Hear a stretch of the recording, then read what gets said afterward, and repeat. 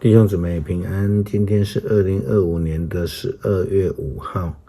今天的经文是诗篇72篇第1节到第7节，18节到19节。以赛亚书30章19节到26节，使徒行传13章16节到29节。今天要跟大家分享的主题是正路。以色列人离开了上帝的道路，敬拜偶像，因此得罪上帝。先知以赛亚提醒以色列人要走向正确的道路，因为只有回归到正道，他们才有能够再次的得到上帝的看顾与赐福。以赛亚书30章19节到26节这样说道：耶路撒冷的居民啊，不要再哭泣了，上主是慈爱的。他们向他求援，他就答应。主要使你们忍饥挨饿，但是他仍在一旁教导你们，你们用不着找寻你们的教师，假使你们彷徨的路上偏左或偏右，你们会听到我背后有声音对你们说，这是正路，走在上面吧。你们要把镀过金或镶过银的偶像当成垃圾丢掉，大声喊滚开。你们撒种的时候，主要降雨，便使种子生长，而且使你们能够丰收。你们的牛群有宽广的草原，替你们耕犁的牛和驴会有最好的饲料。你们的敌人都被屠杀，他们的堡垒倒塌的时候，你们的大山小山都要涌出泉水。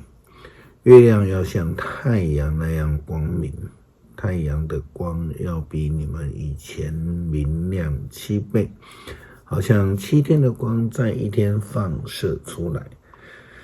在上主包扎他子民伤口，医治他们鞭伤的时候，这些事都要发生。先知呢，告诉了以色列人，这是正路，要走在其中。保罗在传道的当中也举了许多旧约的人物来谈到基督信仰的一个道路。使徒行传第13章16节到29节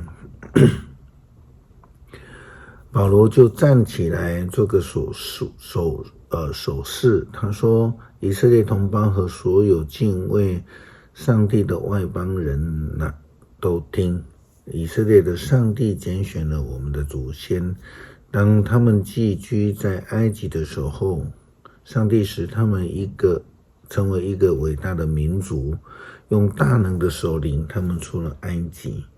在旷野，他容忍他们有40年之久。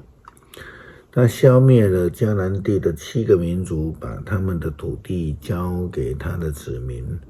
这些事历时450年。以后上帝又给他们设立士师，直到先知撒母耳的时候。后来他们有要求一个王，上帝就从便雅悯之族选出基督的儿子扫罗，立他做他们的王，前后40年。扫罗被废之后，上帝又替他们立了大卫为王。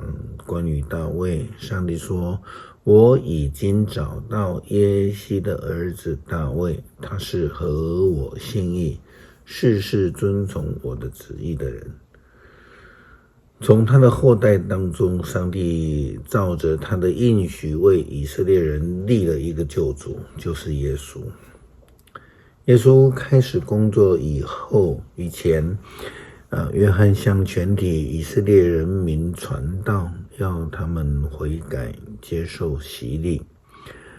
约翰的使命快要完成的时候，他向以色列人民说：你们想我是谁？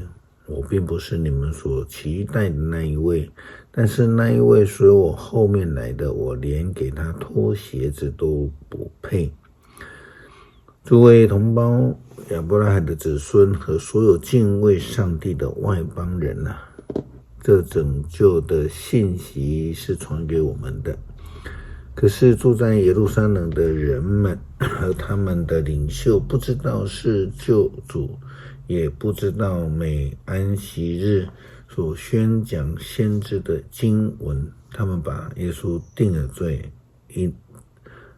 到应验了先知的预言。虽然他们找不到定他死罪的理由，仍然要求比拉多来处死他。他们做了先知书所记载关于耶稣一切的事情以后，就从十字架上把它取下来，安放在墓穴里。基督徒要追求的就是合上帝心意的一个生命，走在上帝的道路，因为耶稣基督也这么样说到，他说：我就是道路、真理、生命，若不借着我，没有人能够到父那里去。诗篇72篇第1节到第7节、18节到19节。上帝啊，求你把公正教导君王，求你赐给王子你的公义，这样他就会以正义治理你的子民，以公道对待被压制的穷苦人。愿全国享受太平，愿全民共尝正义，愿君王以公平维护穷苦人，愿他救援贫乏无助的人，并打击欺压他们的人。只要太阳照射，月亮发光，愿你的子民永远敬拜你。愿君王像雨下在草原上，使甘露滋润大地。愿他的在位的日子正义伸张，在有月亮的岁月国泰民安。要颂赞上主以色列的上帝，因唯有他成就奇妙的事，要永远歌颂他荣耀的名，让他的荣光弥漫着大地。阿们，阿们。恳求慈爱的上帝指引我们正确的道路，使我们行在其中，能够得到永恒的生命。祷告奉主耶稣基督圣名求，阿们。